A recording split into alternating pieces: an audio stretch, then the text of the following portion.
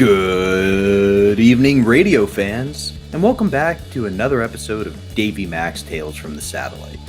I'm your host, Bobby Tamburo, and joining me as always is the man who, though he walks through the shadow of death, fears no evil, for he's the baddest motherfucker in the valley. It's Eastside Dave McDonald, the star. Thank you so much, Robert. Yeah, every time you say I'm the host of Davey Mac's Tales from the Satellite, it feels like needles, going into the heart, because I'm like, wait, he's the host? Then who am I? What am I, chopped liver? And then I realize that makes me the star. Yeah. You're the host. I'm the star. Exactly. You're why the people are here. By the way, I came from the pool today, and despite me trying as I may to scrub off the suntan lotion, it didn't come off. I took a shower, but I'm not. This is some kind of crazy look. I mean, I know I'm a redheaded gentleman, and I'm pale, and folks have said translucent. Folks say he looks like Casper the Friendly Ghost. Folks say, ugly ginger, soulless, vampire. People like to say freak. I've heard Eric Stoltz in The Mask. That's Rocky Dennis. The Elephant Man is one that I get to hear from. Ugliness personified. That's the thing. Disaster, skin tone. He looks like a fallout from an atomic bomb. That's what they call me. Yeah, Radiation Boy is a nickname as well. But listen, all those nicknames aside, I'm feeling fantastic today. And yeah, I got some SPF 75 on. Big deal. I appreciate you clearing that up. On the Davey Mac Sports Program Sunday, people thought you were a lizard person who was molting. Why? Because you had the splotches and it looked like you had new skin coming through, and they were like, oh no, Davey's a lizard person. Jesus Christ. We get some interesting fans for the live horrible. My skin will never just be a nice normal tone. It's either going to be the translucent, powder is another one. It's either going to be powder or it's going to look like, a blood red sausage. It's just what I was cursed with. I've made peace with it. It is what it is, as the kids say. Yeah. And look, those who live in glass houses shouldn't throw stones. So I'm not going to bring up anything about your appearance. I mean, to me, though, right now, with the new haircut, I look fantastic, in my opinion. Do I look a little pale? Yeah, that's the SPF 75. But the new haircut, look at this. Have you noticed the swimming has I've gotten into some of the best shape of my entire life. Have you noticed? You know what? I could actually tell your face was thinning out some, and that's usually the last thing that people get. What do you mean face was thinning out? No, it currently is. It's getting even more chiseled than usual. You said was. I'm bad at tenses. That makes no sense. I'm not good at past, present, or future. It confuses me sometimes. What is today's topic? Enough with the bullshit. Today's topic is an interesting one. We hear the tale of you attending a wedding and receiving communion. Ooh, excellent. Which sets off celebrity wedding? I believe so. In the episode you didn't say the names, but the Philly gangs mentioned a lot of no longer Opie good wedding. Standing. That would be my guess. It was the Opie wedding. Okay. Yeah, I was there. Perfect. I went. The only reason it could only be 3 or 4 weddings. There was the Opie wedding, there was the Sam wedding, there was my wedding at the Hard Rock Cafe, and the world's fastest wedding in the Fishbowl. When it comes to weddings in Ron Fez, those are the 4 that come to mind. I'm sure there's a couple other ones that, and now I'm upsetting some couple. Yeah. There's a couple who's very furious, but we'll simplify it. Which wedding did you sprint down the aisle to receive communion at? Opie's wedding. Then it was Opie's wedding. Well, because Sam, they're not Catholic. I don't know. I think Sam's wedding was non-denominational. My wedding was at the Hard Rock Cafe. I didn't sprint for communion. I jogged for chicken fingers. Okay. And which was more rewarding? The spiritual nourishment or the chicken fingers at the Hard Rock? And the world's fastest wedding, I did a strip dance in a police officer's outfit. By the way, can I give you a quick little? I know we're not talking about that, and we did cover that as an episode, correct? Yes, we did. Did I tell you that the Sirius XM people were frightened that I was when I was doing? So the world's fastest wedding. This was, by the way, my conception, my idea. Yeah. The whole thing Start to was finish. everything from beginning to end. We're going to do everything associated with the wedding in 1 hour on the radio. In other words, the engagement, the bachelor party, the bachelorette party, the reception, the wedding itself, and then, the after party and all that kind of stuff. And the consummation. Okay. So when it was the brides, when it was the bachelorette party, it was me in a cop outfit to do a basically like a strip dance type of deal. Interesting. And because it was in the fishbowl, which is in Sirius XM, there's glass on all four sides so that, people can look in and not hear anything. I never understood the concept of that. It's like, now people who are in the lobby can see what's going on, but yet you can't hear it. And get no context for what's happening, so can only be offended by what they see. I always thought, why wouldn't SiriusXM just play whatever's going on in the fishbowl? That's the audio people hear when they first go into SiriusXM. They get off the elevator, they arrive through the doors, they go into what's considered the lobby area, the green room lobby area.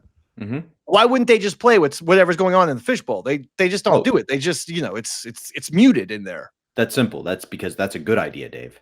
Anyway, don't do that. The point is the SiriusXM heads, they were scared that I was going to get nude when I was doing the police officer strip tease for the world's fastest wedding. We got multiple people telling Ron and Fez, and I, honest to God, had Fez tell me multiple times, listen, you cannot get nude. Do not take the dick out. And it was so funny. Can you imagine like the weird conversations that you're having in a business, a work setting? Like this was an actual work conversation. Like, seriously, Dave, I am being very serious about here. Okay, Ronnie and I, are extremely strict about this. Do not take the dick out in any way, shape, or form. Do not take the dick out, not even the balls. Like that's an actual conversation going on. Okay, that's a great conversation, but that is on you. Like normally I'm 100% like, oh, they're overreacting. You were known as Mr. I'll do whatever. I'll go to the extreme. I'm Mr. Nudity. I'll put things anywhere. I'll do so. Like once it was done in the fishbowl, I'm not going to do anything. No. I knew that the fishbowl meant you can't get too carried away. What I was about to say is I think it leads to the thing you always say, that the guys who were doing the overseeing of everything didn't understand that you were a character. Okay, fair enough. Right? Like they didn't get that if they went, Dave, this is the fishbowl. That's all they had to do. That's it. Right? That's all they had to do. It's all they had to say. But it is hilarious that in one of the shows, because that's a big event for the show, right? You guys were known for your live. One thing Fez has to pull you aside and be like, above all else, Dave, keep the dick in. Yes. No Dixies. Do not take the dick out. Seriously. Okay, Ronnie and I have talked about this. That dick cannot make an appearance.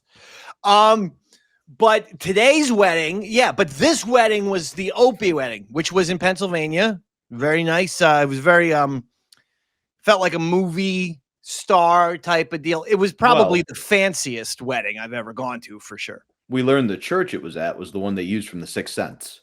So just to give you an idea of the class. That's right. With. Yeah, because it was right outside of Philadelphia. Yep. Oh, wow. That's amazing. I forgot about that. But yes, it was the same thing as The Sixth Sense. Gorgeous church. And like I said, I mean, it had a celebrity feel. It had a bigwig feel, a Kennedy. It was like a Kennedy wedding, a radio version of the Kennedys getting married. It was fantastic.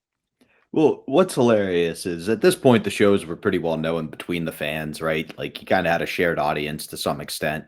And hey, by the way, what timing? Because Dr. Steve's picture. Yeah, I just remembered. I just saw on Twitter, Dr. Steve posted a picture of Anthony and Fez sitting together, and that was for Opie's wedding. And Anthony's got this little John Waters pencil thin mustache thing going.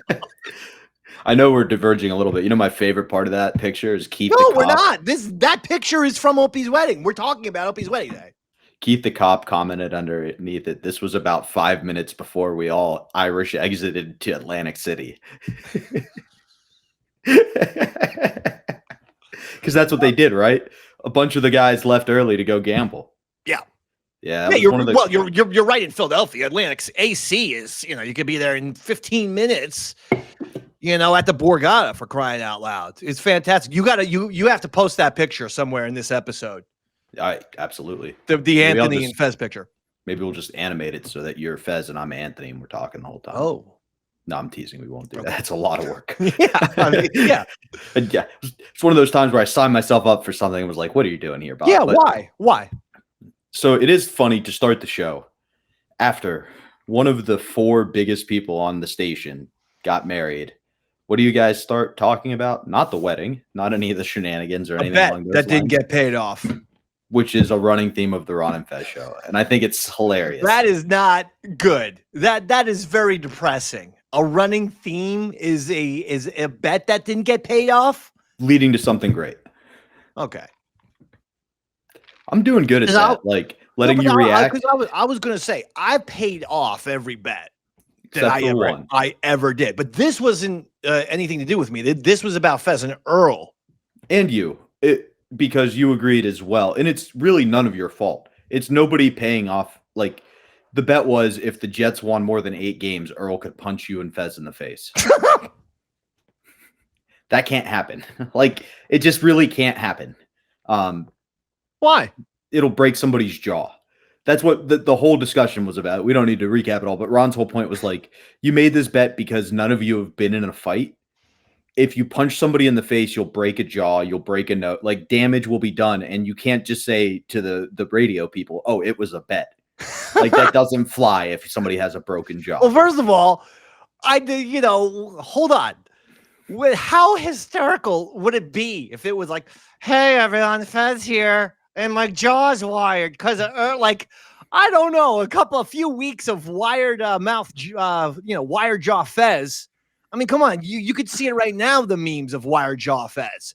Yeah, I mean, you could have also radioed. Hey, right? Ron, 866 Ron 0 Fez. Hey, everyone, time for a Fezatorial. And you could have done radio shtick where you just said it happened. Yeah. Right? Well, no, we never did that. That's fair. We would work people, but we would never just not do something and say theater of the mind. We would always do it.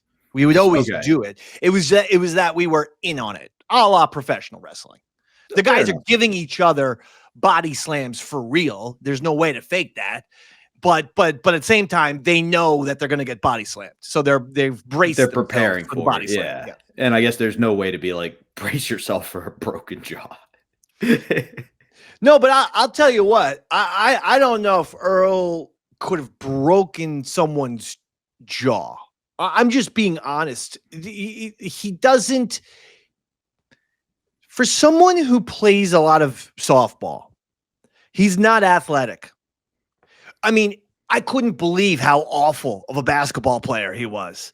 I was completely out of shape when I played Earl Douglas. I had the crazy, afro hair. I had just competed in the Biggest Gainer competition. So I'm talking, I went from 190 to 225 in a month. Okay. Wow. And yeah, I was, this is something that Earl should have like beaten me in when we played one-on-one basketball. I beat him 12-2. Yeah, you crushed. That was the final score. Point being, he would surprise you at how unathletic he is. I mean, I don't know why I'm saying that. Is it because I'm going into the old trope that blacks are athletic? Maybe I am. No, it's that the only thing the idiot ever talks about on radio is sports and softball. Good. And it turns out he's not good at either of them. Good. No, because I realized I was doing did you ever see the movie Soul Man? Yes. You saw that movie? Yes, I love that movie. I swear. I know. I always ask people, have you ever seen Soul Man? And 100 times out of 101, they say no. But apparently that's with C. Thomas Howell. Yep. And he can't get into an Ivy League school. It might be Harvard, it might be a fictitious thing, but because he can't get into the school, he pretends that he's a black guy. He puts black on his resume or application. He does, yep. But then he actually goes to the extent of getting makeup and like a little Jerry curl. He does like a little. He does a full almost Al Jolson, just minus the lips. Well, the whole point is that there's a scene in the movie where he goes to a basketball pickup game, and of course the guys choose him first. And they're like, "Oh, we want him because he's the black dude." Get it? It was funny. I remember thinking this is the greatest movie of all time with that scene. I was 10 years old or so when I was watching Soul Man on HBO. I don't remember when it came out, but I'm saying this is when I was watching it on HBO. I'm like 10 years old or whatever. I'm like, that's the funniest thing I've ever seen in my entire life. Absolutely. Full disclosure. He's chosen number one just because he's a black guy. That's hysterical. So I wonder if that's my thinking is what I'm saying when it comes to Earl Douglas, because I got to tell you, not athletic, a decent swing, like not even a great swing. Remember, I don't know if you remember, on the Ron and Fez show, I struck him out on 3 pitches one time. Absolutely. We had a wiffle ball bat that was taped up in a tennis ball. And I told Ronnie B, I'm like, all right, let's see if this guy's actually a baseball player. I will pitch to him. I guarantee you I struck him. I told this to Ronnie B. I go, I guarantee it. And I'll never forget this. After I struck out Earl, I go to Ronnie B. I go, what do you think about that? Did you like that? He goes, I couldn't even see it. You were throwing so much smoke. True blue quote. Wow. I couldn't even see it. You were throwing so much smoke. I blew it past him. I blew it past Earl. So I would take my chances on having Earl punch me in the face. Now, Fez, on the other hand, that's true. He's got, a softer jaw. And he's older. He's already been through serious, heart things. You don't want to do anything to get his blood pressure up.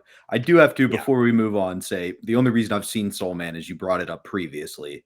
And so I had to go back and watch it. It does not hold up as well as you think it would. But the basketball scene's got to be good. What's crazy is that's one of the opening episodes of The American Office. They do the same thing with Stanley, where Michael's like, oh, he's got to be good. He's got to be good. He's got to be good. They ripped it off. See, I never watched The American Office. I wonder if it was one of the same writers. It could have been just somebody. Soul Man was 1989. All right. Sorry for me trying to make it a positive world, Dave. It's like 2 decades apart. Absolutely. And speaking of ripoffs, later in the How I Met Your Mother, he does the infamous World's Fastest Date to win over a girl, which is 100% just somebody was listening to the Ron and Fez show. That they were listening to us. The 100% that they were listening to us. Yes. But we're not here for that. We're not here for the bet.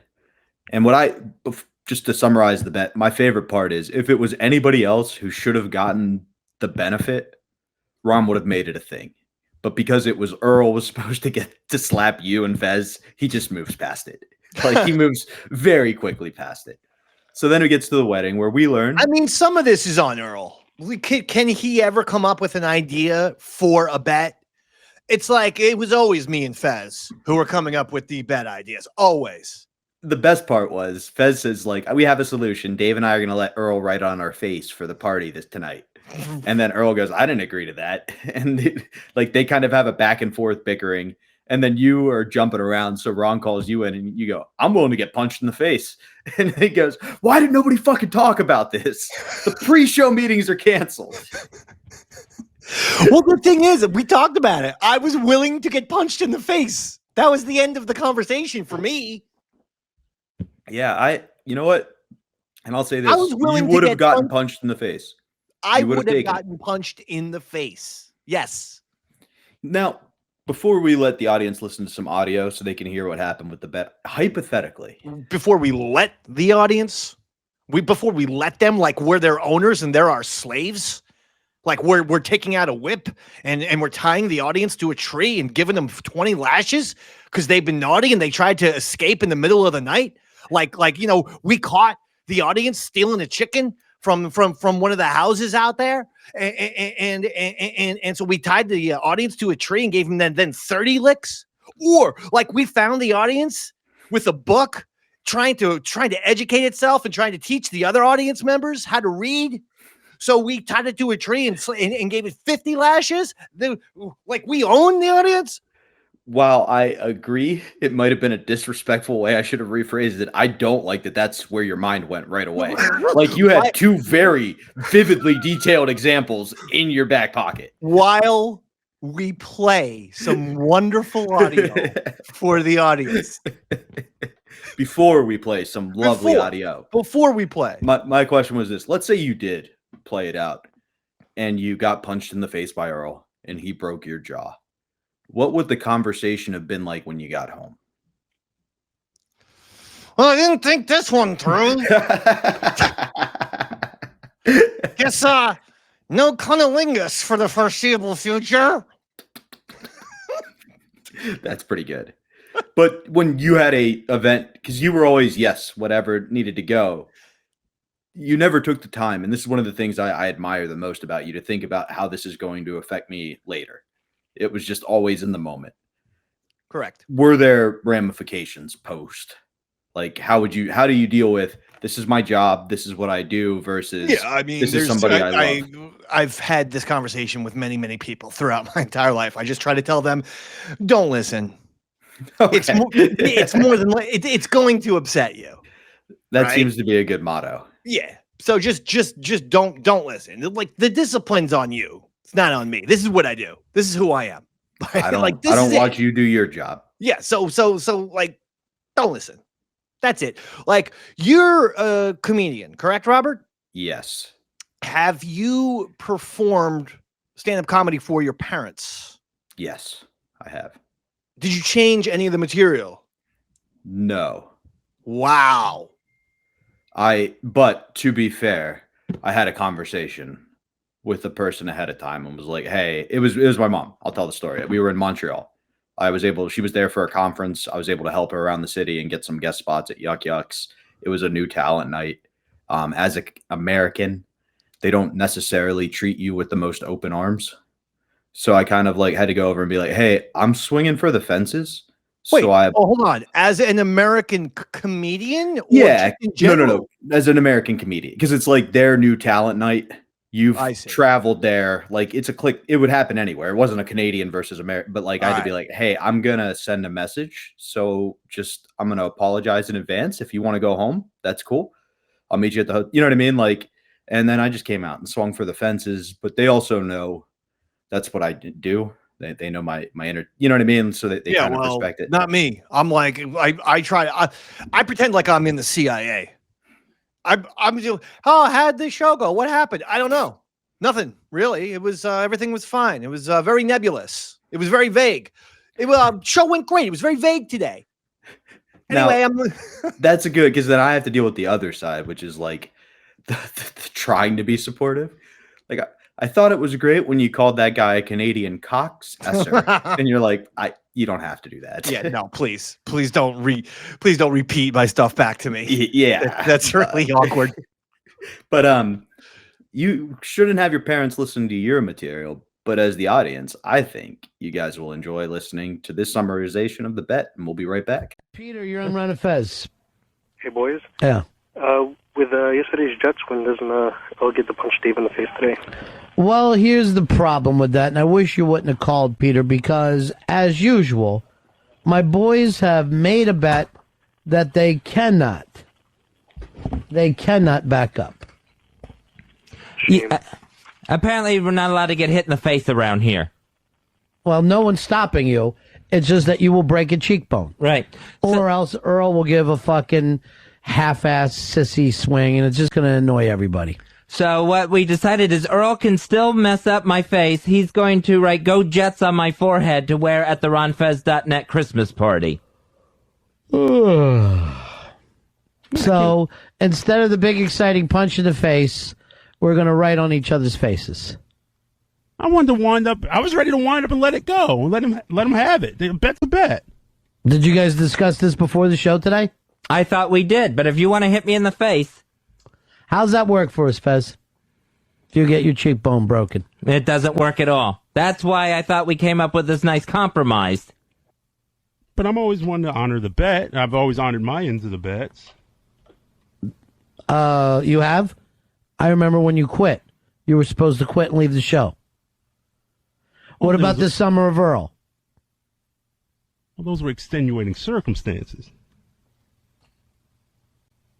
Particularly with the Ron Wood bet. All right, then you and Fez sit over here and work this out between you. Davey Mack, where's your head on this? I see you jumping around like a dog.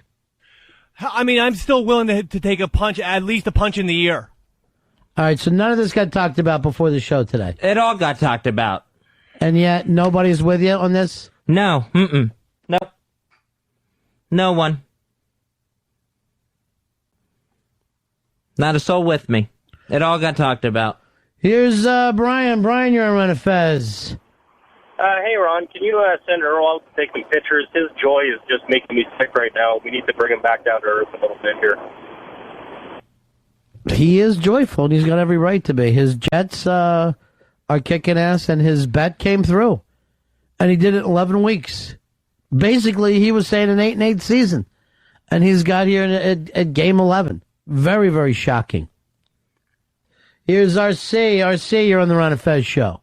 Hey, Fez, Earl, why don't you guys go out in the street and settle this or do it on video? There's some way you can get this done if you want to. I thought we had it all settled. I believe it is settled. It's bullshit. Here is Dan. Dan, you're on Ron and Fez. Hey, to hell with this writing Jets on his forehead. He put on a boxing glove. You won't break anything, but at least maybe we can knock the motherfucker out. Earl, Dave, come on in here. Now, you guys had a bet that we can't pay off without hurting someone, right? Yes. Yeah. Now, we have all known this is coming now for how long? Since I guess the first week of the season. We didn't know for the first week of the season, but we knew that they were closing in. Yeah. We all decided on the air, if a grown man punches another grown man in the face, he will fucking break a bone. Or else he's going to pull off, a limp, and it's not going to look good too, right? Yeah. So what did we decide to do to compromise on this bet? I thought we were going to do Earl writes on our faces and we get humiliated at the Christmas party. Fez, these are listeners, right? Mm-hmm. They care whether you've written on your face at a Christmas party? Is that the payoff for them? No, that's probably not good enough. We could do the writing right now, and we have to strip to our boxers, and Earl gets allowed to write Jets all over our chests right now. Because the problem is that has nothing to do with the bet. Now, why during the time that you guys you have a little meeting every day, right? Yes. Why couldn't you come up with any of these ideas then? And then come in and present it as a united front? Because we're not united. We weren't. You did not want to hear what went on in the meeting. You didn't agree with it. You didn't believe. No, I didn't. I was not aware. Honestly. You never heard this in the meeting? No. Okay. You heard it in the meeting? Yes, I did, and that was my mistake. I heard it. What was your mistake? That was my mistake for saying that we should get punched in the ear. I realized we can't get punched, so I should have Anthony, you're running Fez. Yeah, Ronnie, first of all, I feel sorry for you having to deal with this staff, but... It's every day. Yeah, I know. Why don't they just do gut shots? Have her all wind up with this little fairy punch right in each of their stomachs. The problem is, you ever see the movie Grifters? If a grown man really unleashes on another man, you fuck up his organs. You guys you've never been in fights before. You don't know what it's like to be punched in the fucking face and not even to be able to defend yourself. You'll get your face fucking crushed. Right. Patrick, you're on Run Fez. Yeah, how about as a compromise, Fez tells his secret? The secret is not negotiable at this point, sir. That's not on the table. Ah, okay. Well, it was a good one. I mean, that would really level the playing field. You could do secrets. Or no, never mind. You're back to wearing your New York Giants thing, huh? I'm not taking off till they lose. That's it. Pure and simple. Obviously, it's either the beard or the sweatshirt, but something that I'm doing is causing Giants greatness. Something is happening out there. It is. Something is going on. There's something in the air. Like winning. Everybody's a winner today except for me and the listeners. Oh. Me and the listeners, we heard you guys make a bet. Again. Right. A bet that couldn't be paid off. Again. But even But even so. Say fucking even so to me again when you start a sentence on this fucking show, Earl. Say even so again. I won't. No, say it. I won't say it. Say even so again. So I know that you really don't give a shit about what comes out of your mouth here. Here is Tim. Tim, you're on Run of Fez. How about Fez takes Earl to Graceland and pass the bet? Oh, God, it just reminds me of every fucking bet that doesn't get paid off. Elizabeth, you're on Run of Fez. Hey, Ronnie. Listen, I can solve this problem. I'll come down there and belt all three of them. Here's the problem. You'll kill them. You will kill Well, these especially Dave. three sand-faced people. Buck, you're on Run of Fez. Mahabone. Maha. Hey, buddies, why not just a bitch slap? Just an open hand slap as hard as he can. I think the beards will be a really good cushion for the slaps, though. Good point. That's ridiculous. There, for a small moment, we felt like maybe we had a compromise. That's ridiculous. The beards aren't going to be a cushion. All it takes is a fucking the slightest thing for the listeners. Just the slightest doubt. I think bitch You got to slap. be able to sell this. This is why I used to, and I'm canceling them now. There will be no fucking pre-meetings with you guys. You know why? They're useless. They're fucking useless. They're not going well right now. It's true. We all accept responsibility. The producers accept responsibility for it. Producers will mean that something got produced. That's a crazy name. That is a crazy name. John, you're on Run of Fez. Yeah, hey, how about having Earl punch him right in the assholes? Well, I give him something to like. You know what I'm thankful for here at Thanksgiving? What? There's not 6 days in a week that we have to come in and do this show. Come on. Because every day, seriously, every day. Something else. Yes, this I know. fucking something to annoy. We all make it easier. Bobby, you're on Run of Fez. You're taunting me too, motherfucker. I'm not. I'm getting it. I swear to God. Don't let them make bets anymore. This shit's getting ridiculous. You need to clean house. Every time something happens, nobody pays off. The show's suffering because of it. Well, I would be willing to accept either the bitch slap or, let me throw this on the table, a stink face. Who would stink face you? Earl would stink face me, since So- it's his team. Earl has to pull his ass out and put it in your face. I think that's way too easy. I think it's got to be a big A, Earl. I'll even go so far as to say another gentleman who did not get invited to the show, Hosp. Maybe this will all take place on Thanksgiving. And then you guys have to stink face each other, Fez and Dave. I'd be down for that. I mean, it's not going to be easy. But All right, I'll is do it. Hosp just coming in for the stink face and then he leaves? Is this going to go on forever? Are we going to fucking negotiate this thing? Is that where we're at with this? No, I'd be willing to accept all the stink faces. Line them up. I am now out of this. Fuck the stink faces. I don't want any part of it. It's just a bet that you, the listeners, don't hear a payoff to. That's what you get. You get nothing, ladies and gentlemen. You get nothing. These people are going to come in here day after day, shout out bets, and they won't mean anything. I mean, it was Dave who really who opened his mouth and was like, the Jets won't win 8 games, even when they were at Shut up. 3. Just shut up. Seriously. Do me a favor and stop talking. Here is John. John, you're on Run of Fez. Hey, pals, I have the perfect solution and we can get Earl some reparations. Why doesn't he just take out that big black snakehead and slap them both in the face? Nobody will get hurt. It's what everybody wants. It'll be perfect. Black snake moan, bro. Would you be willing to do it? I'm a little uncomfortable doing the black snake moan to 2 men and 2 people I Here's work the with. weird thing. We were all in church together without you this week. You were the only one who didn't show for church. You guys went to church? I'm glad that you're going to church again. I think it's a good thing. Yeah, it was. And I never saw this before in a Catholic church. Black choir singing and bringing Really? it down. Yeah. Very cool. Well, That was awesome. Didn't seem ultimately a lot Catholic. By the way, no, it wasn't very Catholic. You got the biggest laugh in church, Davey Mack. Why is that?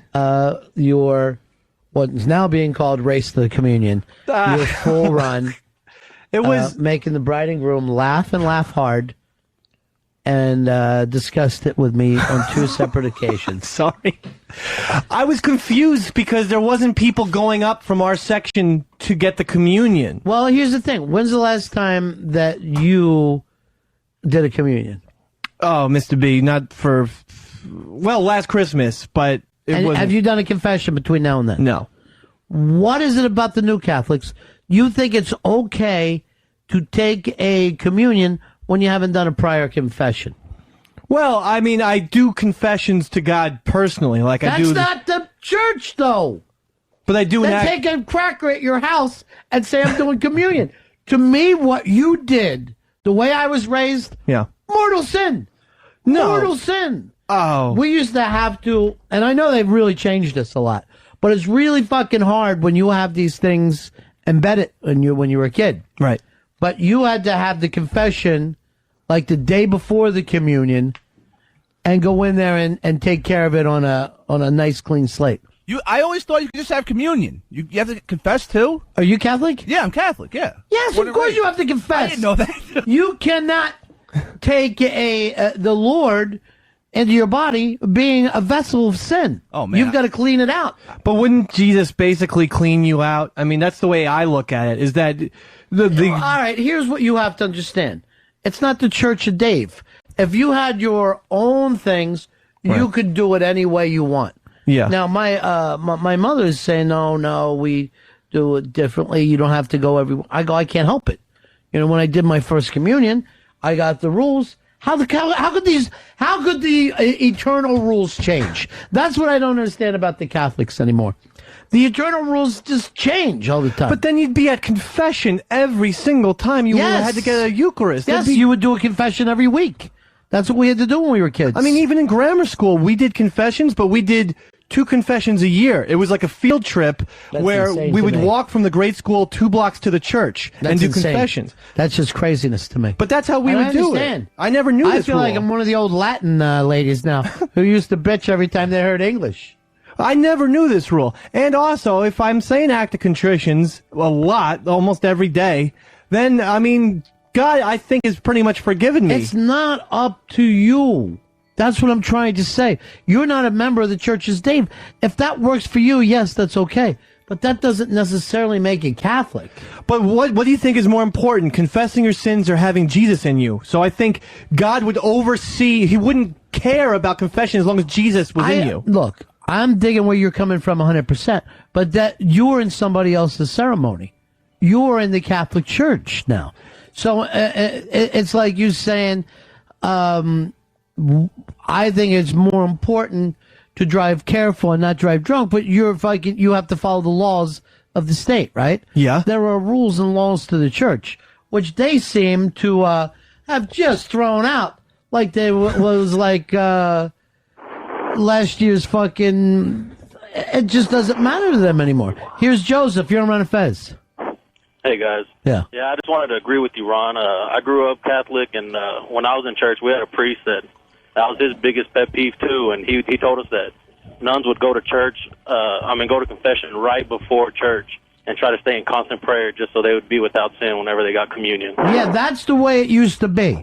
But I agree with you, and it's my pet peeve, too. I haven't been to communion in over a year. I haven't been to confession in over a year either. Right. And that's why I didn't get up and take communion. I just did not feel like it would be right to do so. Well, I mean, but it's I only got that opportunity to get the Eucharist. I don't have as many opportunities to do a confession. I mean, had they had a confessional booth and they said, "Hey, at 3:00, right?" Come I here. understand, but why couldn't you not make why wouldn't you think, well, look, I can't take communion? Instead of running up there, seriously, like an Irish setter was let loose in the church, enough to make the bride and groom laugh. That was not my intention Say at all. on the order, they laughed. You look like you were worried that they were going to run out. Arch, you're on Run Fez. Hey, buddy. Yeah. Well, you guys know I sing in church all the time, and whenever they have a funeral or a wedding, right before communion, the priest will make a little speech about if you're not in good standing with the church, confessions, practicing in church all the time, you should not receive. Yeah.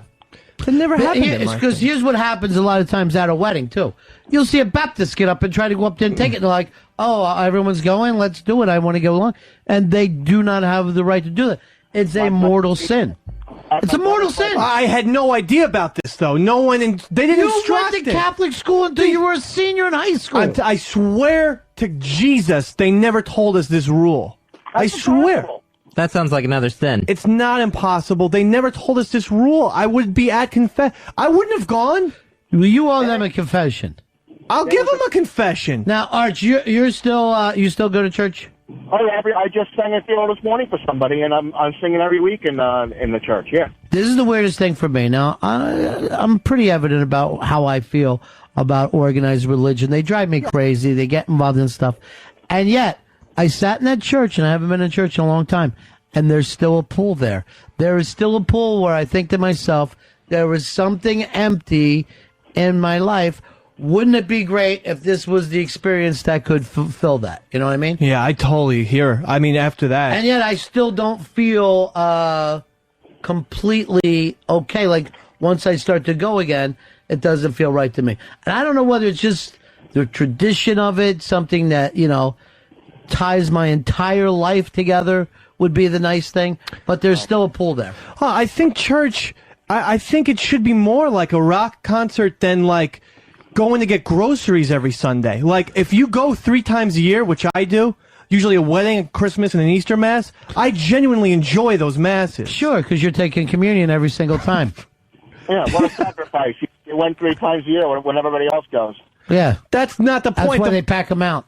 But if you go every Sunday, you lose that interest. By the way, this is the funny thing. The Jews do the same thing during the high holiday. Yeah, they do. They'll pack the place out then. Pack it out. Yep, it's a great time to go. But you know what? Go like March 18th, and it'll be you and 7 old ladies.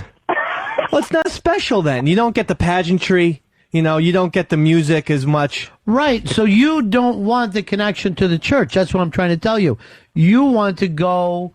You want to treat this as if it's a Christmas tree. Like it's a show. Yeah. Well, I mean, he needs the Rockettes. Well, I do like the fact that on Christmas, you get the music and everything like that. And but I think the music ties me more to God. I hate to tell you, but they have it every week. It's there. Those other songs I don't like the other songs don't have. Go to the guitar mass with the other kids. Up on eagle's wings. All right, Arch. How many times can we hear that though, Arch? Well, that's a good funeral song. But, all right, I got to hear you sing, too. You got to come in and sing for us sometime. Well, I'm coming in pretty soon, I'm being told. All right, we'll talk to you soon. Peace. See ya. Why, am I up for 7,000? Is that where we're heading with this? I hope I'm killing on that whack bag thing. That is my connection with God, by the way, Ron Bennington's line of the day. That's my gift back to the Lord. Here's what I have for you, Lord. And it's a bountiful connection that you have. Stop kissing up to me, seriously. There's a lot of posts. Pitiful. You and that elder Welcher are pitiful. Peter, you're in Run Fez. Yeah, guys, thanks. This whole thing isn't about communion. It's about Dave wanting to be the center of attention at someone else's ceremony. I mean, he's acting like a fool. Here's exactly what happened, right? We're on the groom side, which, let's face it, there's quite a few lapsed Catholics, and then that was also the side with Jews, Baptists, and blacks. So the other side, pure Catholics. So you're just seeing their side really lining up for communion, and our side being pretty sparse. So we're sitting way in the back, same as when you were in school. Last pew, that's for me. So I turn around to Davey Mack and I go like this. Geez, those Mecks are kicking the hell out of us, right? And he goes, what, we can get communion? I go, yeah, of course that's what they're doing. He goes like this, well, where's everyone else? And I go, ours stopped. It was the groom's mom and a couple of aunts, and that's it. He hops up, and I'm not kidding you when I say this, runs as hard as he can down the aisle. Now, this was a very nice affair that we were at. It was a black tie affair.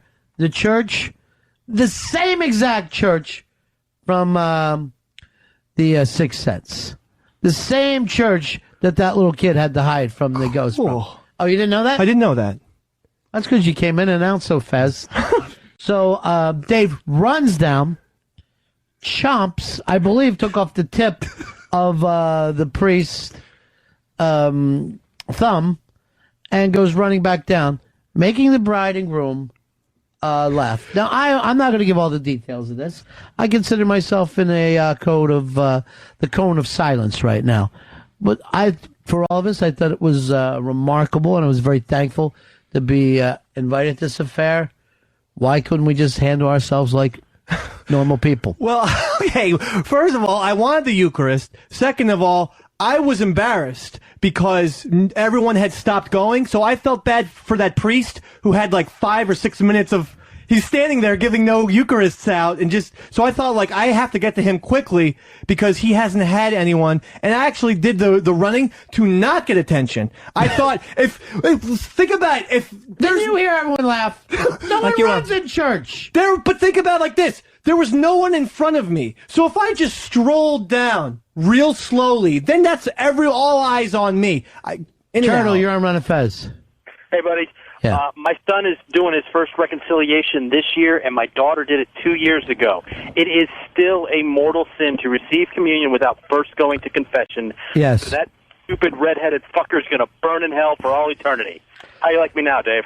Peace. Not very much. There was a member of my family who decided to go back to the church, blah, blah, blah, and they were having a ceremony, and they asked me to be part of it. So I had to, even though I'm born and raised Catholic, was always in good standing, but didn't be a part of it.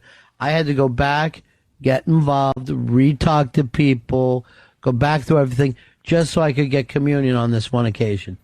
And the thing that bothered me is I felt like a hypocrite. Even after it was over, I said to the priest, I go, I feel like a hypocrite right now because I'm not leaping back into this. At the same time I say this, I know I can say it to you because I know you kind of feel the same way, Dave. There's something that you wish connected. Yeah. There's something that makes you wish you could have that part, you have body, mind, and soul. The soul is somehow disconnected. Now, I don't want to become a robot and say things that I don't necessarily believe in and hear things that I don't necessarily believe in, but it is, there's something missing there. It was certainly the highlight of the weekend for me. I mean, I really enjoyed it, and I actually plan to go back to church. That's sad, knowing that you went to another thing where your kid was, what was your nephew, your niece? Correct. My niece was christened. But this was more special, and I actually do plan to go to church. Scott, you're on Run Fez. Hey, Ronnie. Yeah. I grew up Roman Catholic in Philly, and there's always an Irish Catholic out for most of the rules in Catholicism. And there's a little prayer called the Act of Contrition you can say, even as you're walking up the aisle to get communion, which, is that's what I did. That might be based on your own thing, but that's not according to the Catholic Church.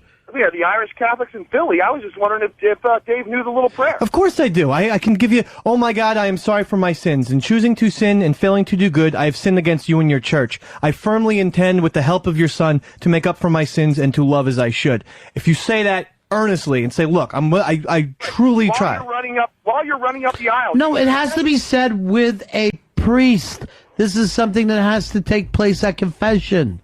But Jesus was not formal. I mean, he didn't have Then don't belong to the Catholic Church. You're now trying to use your own logic when they have their own rules. But don't you think that the Catholic Church, which is losing thousands of members every year, that's between you and the Catholic Church. That's not for you to take on yourself. Jesus wasn't Catholic. He started, the church started after him. Right. It started right from the beginning. What you call Christianity started with the Catholics. Oh, geez. Oh, yeah. Yeah. Thank you very much. If anybody, what I'm accusing Dave of, your people have done for generations. And that's just throw out all the rules and do whatever the hell you want. And I want to be a priest and lead people, but I need to fuck. I know. I'll start my own church. Boom. I hear wedding bells. Do you, David? I do. I'm excited. I'm very happy. I'm happy. Do people call him the Opster still? The Opster. I think some people do, mainly Is he still married? sarcastically. Is he still married?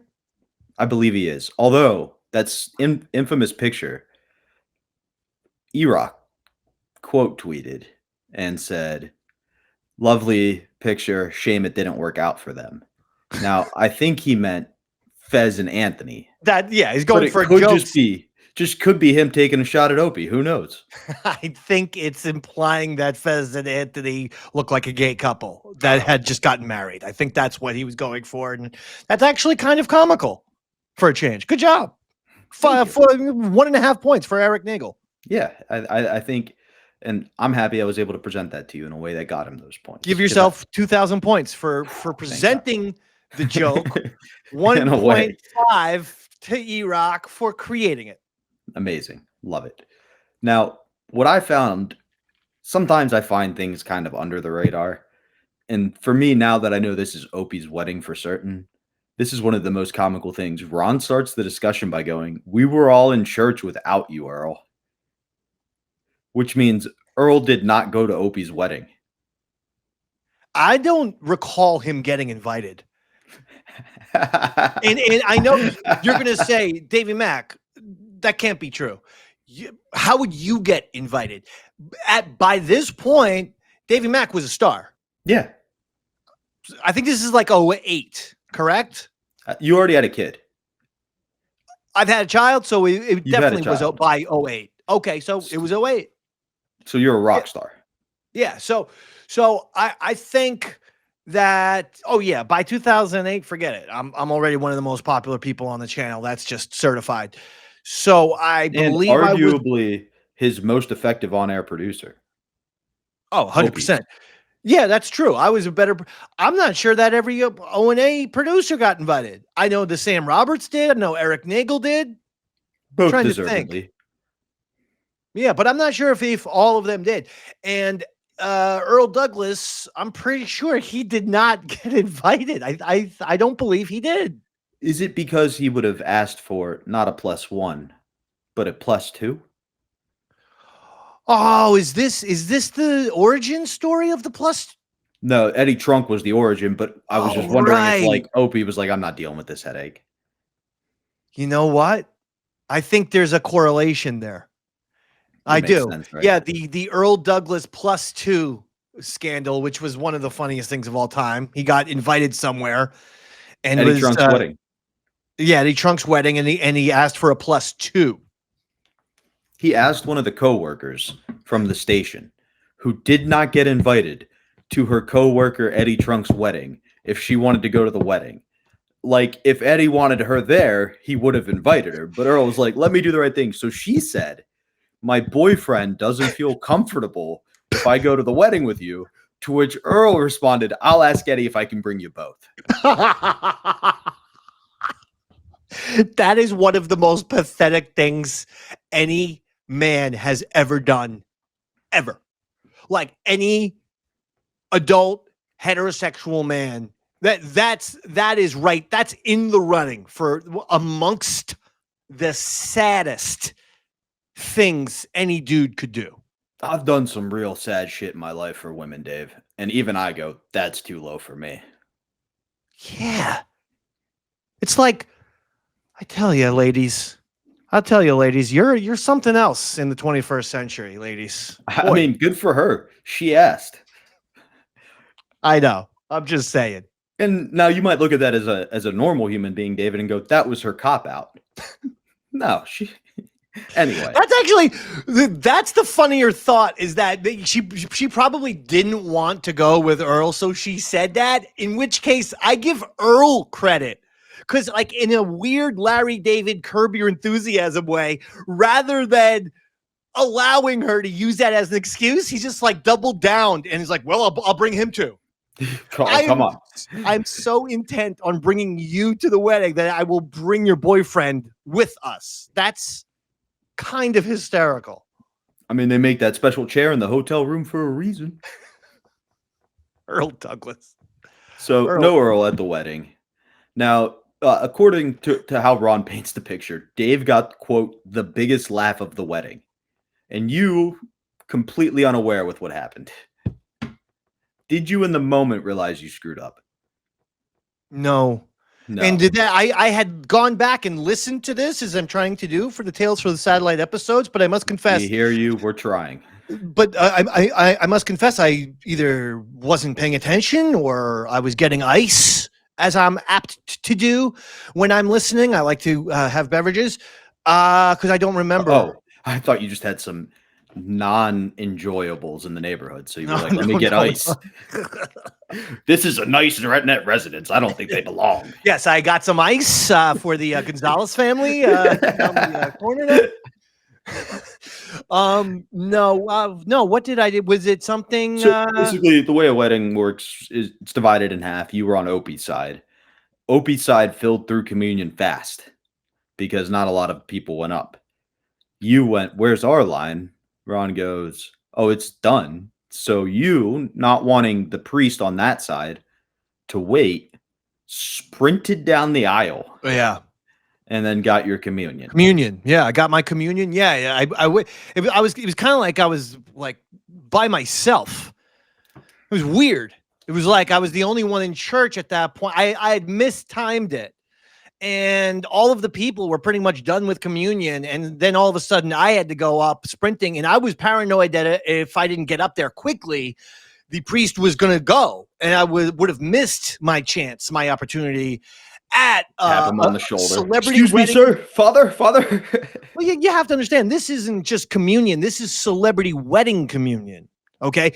So I really wanted to not only get Jesus in me, but to get the celebrity wedding Jesus in me. That was a big deal. So once I mistimed it and I see the priest, I was like, uh-oh, there's no one there. He's probably going to turn around and walk back to the tabernacle. Right. Don't forget, I am a former altar boy, Robert, one of the great altar boys of the St. Catherine's St. Margaret's Parish in Spring Lake, New Jersey. Okay. I'm a 5-time all-star altar boy. I'm sure there's an affidavit somewhere to assert that. Listen, and the point being, as one of the greatest altar boys of all time, I know the ins and outs of the church. I know the backstage secrets of the service. I might even do Tales of the Catholic Church at some point and give you a behind the scenes look at all the goings on of priests and altar boys since I was a 5-year altar boy from the age of 8 to 13, ladies and gentlemen. I think they made a movie about that. The behind the scenes Mystic River Church. It was called Mystic River. Thank you. No, but the main thing is I was paranoid that the priest was going to leave. So yes, I kind of ran down the aisle and to get communion, and it had an effect of, look at this, goofy jackass in church. They know. Yeah, much bigger weddings to ruin. Or much bigger stunts to ruin smaller weddings. I tried to ruin Sam's. Oh, E-Rock. That's what I was getting at.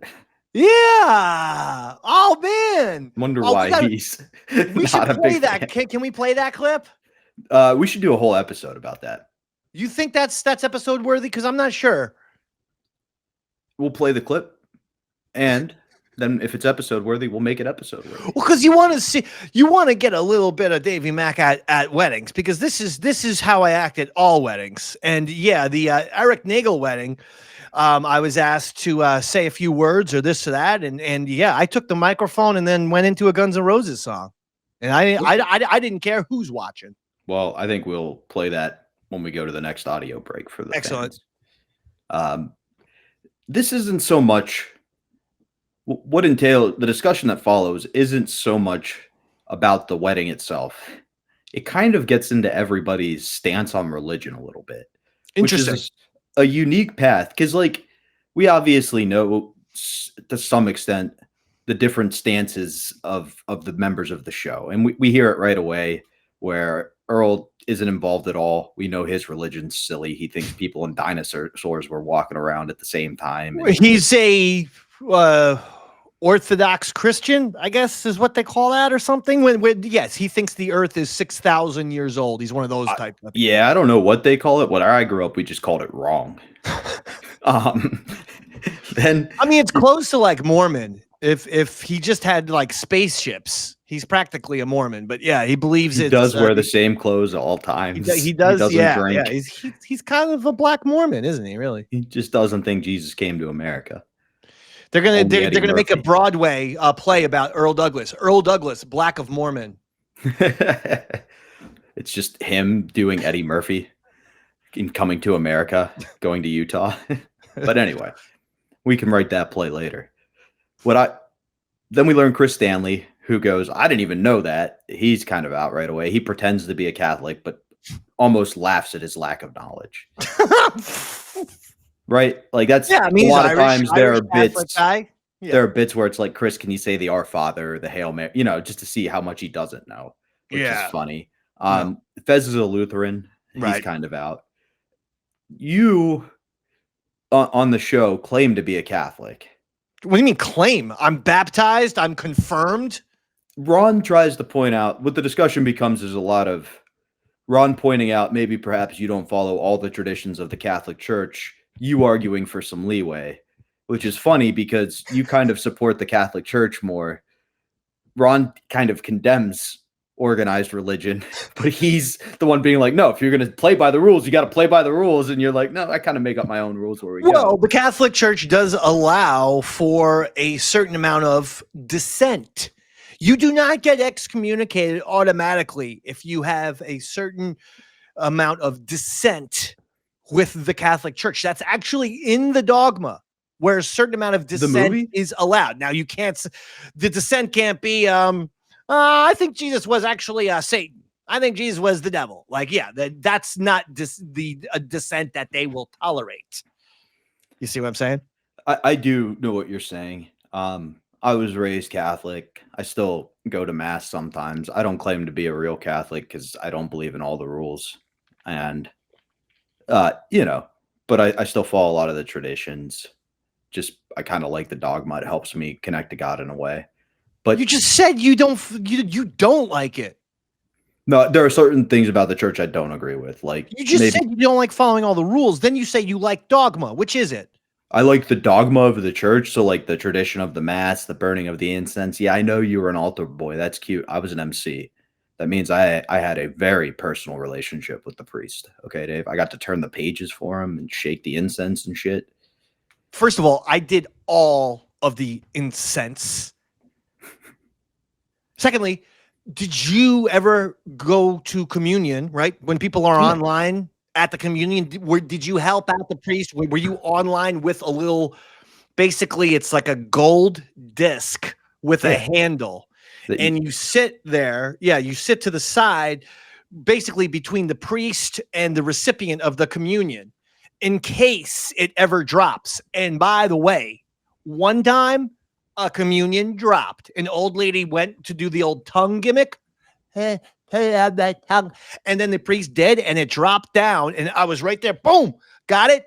He goes, best catch I've seen since Pete Rose in the 1980 World Series. Boy, he was trying to put one in you, wasn't he? Father Roberts was a nice man. Your priest's name was Father Roberts? Yes. Oh, God. John Roberts. But what we did as an MC is we were actually like above that, so we got to give out the communion. But it's cool.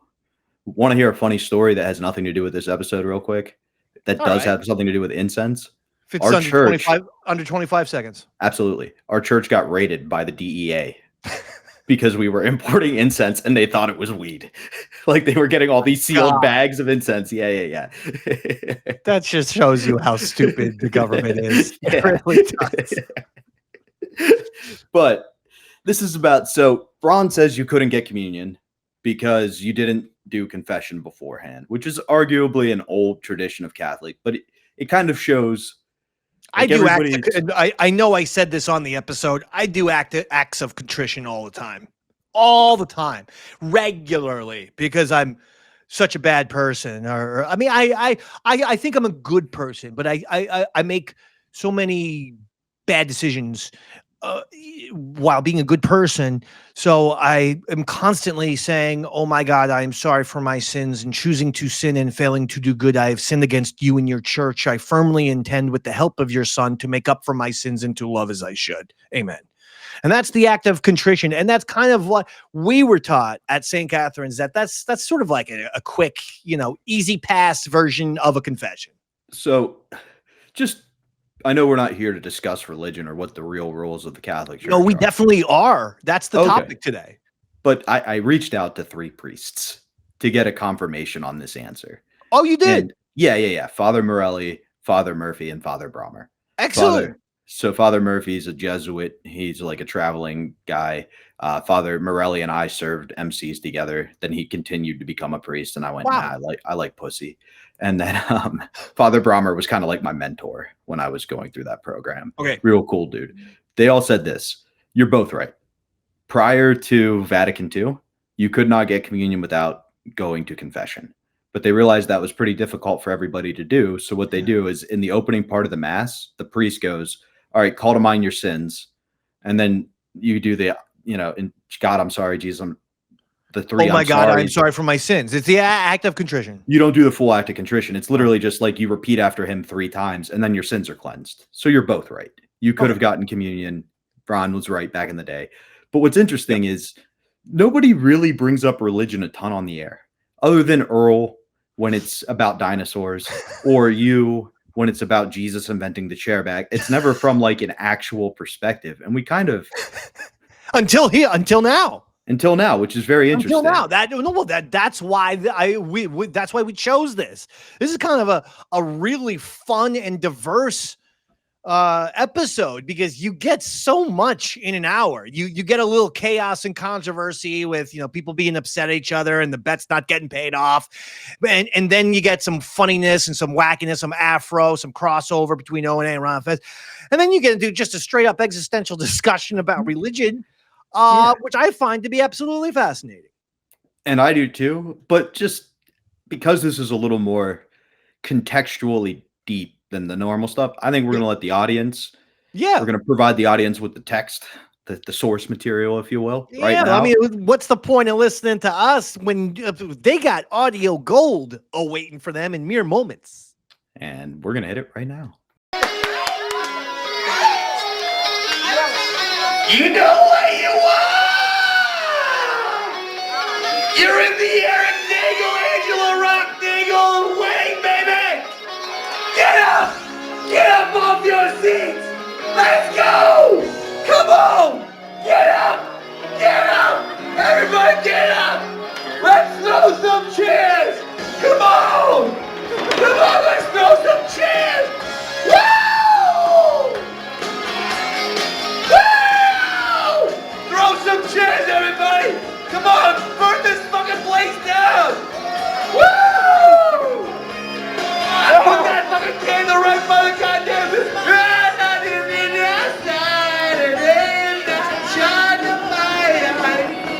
and when the child had a mile and days to light the fire, it was totally makeable and taking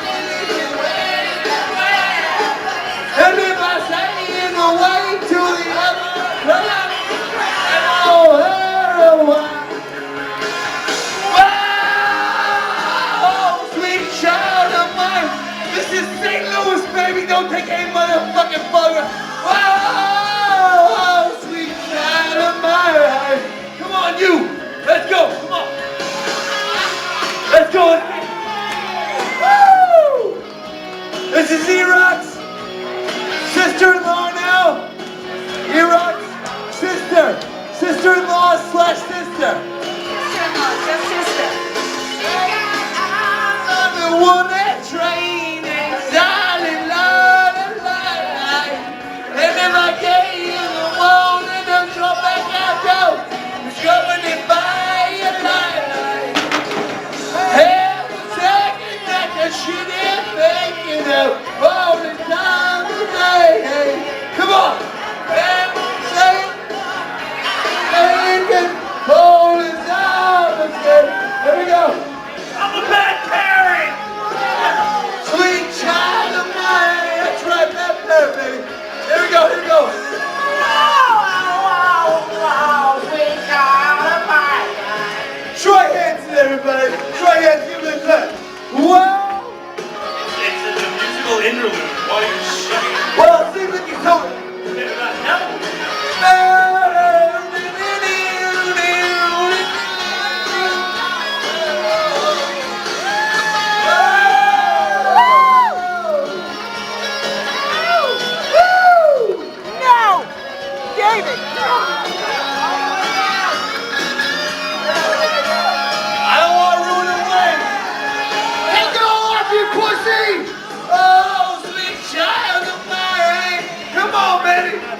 come on.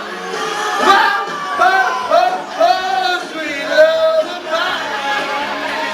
Sing it with me now. Woo! Sweet lullaby. Oh, yeah. Oh, sweet lullaby. Woo! Let's go.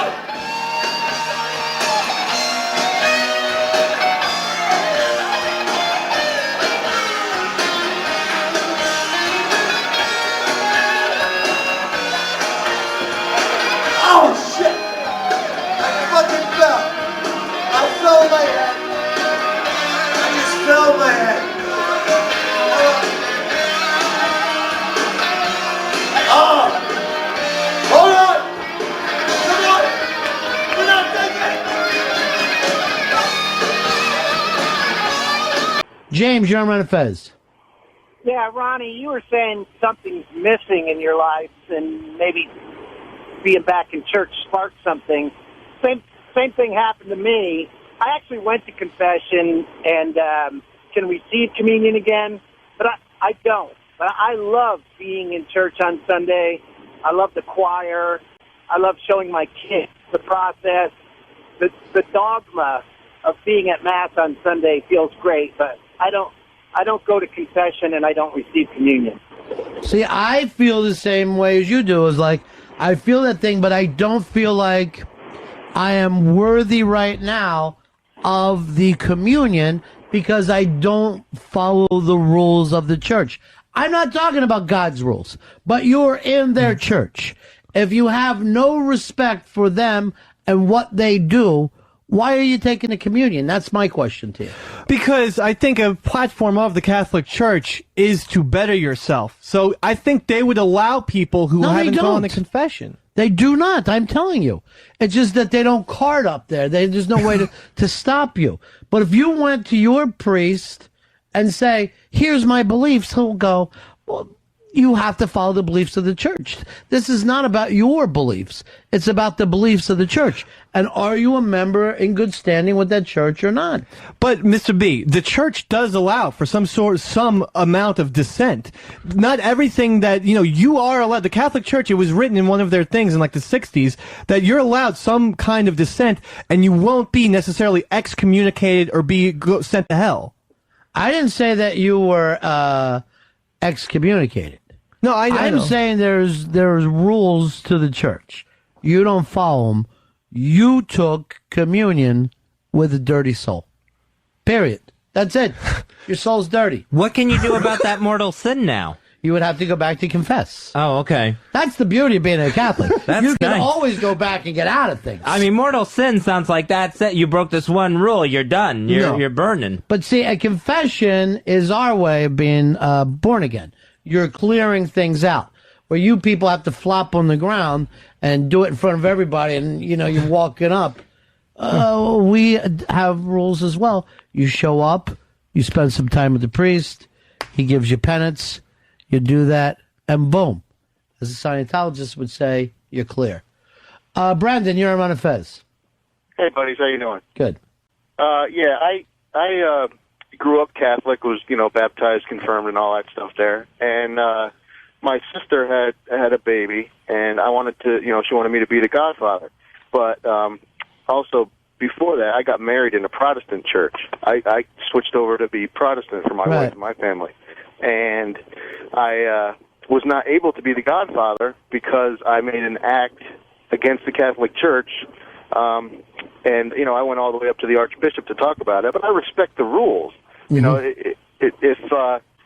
If they say you can, you can't. So I guess because you made an act against the church, you're not allowed to perform that rite to be the godfather. But you're not a Catholic anymore. I mean, if I had gone to a Protestant church, trust me, I would abide by the rules. If they said kneel, I would, or whatever. They don't say kneel. By the way, you didn't abide by these rules. You need to go to confession. You need to take care of this now, Dave. I grew up Catholic and was the reason they want you to I guess still be Catholic is you would raise that child if something happened to the parents in a Catholic atmosphere. Yeah, and then what they also try to do is bring everybody back into the whole thing and try to reteach people the rules. Correct. Obviously, Dave doesn't do that. He's got a Jewish baby.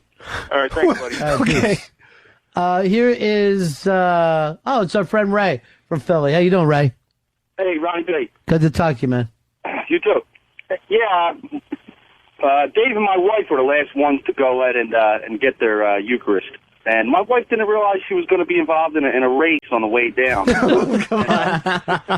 was pretty much all she could do not to laugh at the priest once she got there. She found it hysterical. The entire church focused on him at a full run. That's just the red hair and the beard. No, it was the run. And did you not see the bride and groom No. howling? I kept my and head then down. turning around to watch you go crazy on you. You kind of rushed back. I know. I was embarrassed that I had fucked up. You know what it reminded me of? Not going in time. You ever see like the sixth man get brought in off the thing? He just comes in too hard. He just comes into the game flying in. He'll do a quick foul or grab his shot, grab the ball and just shoot a 40-foot brick.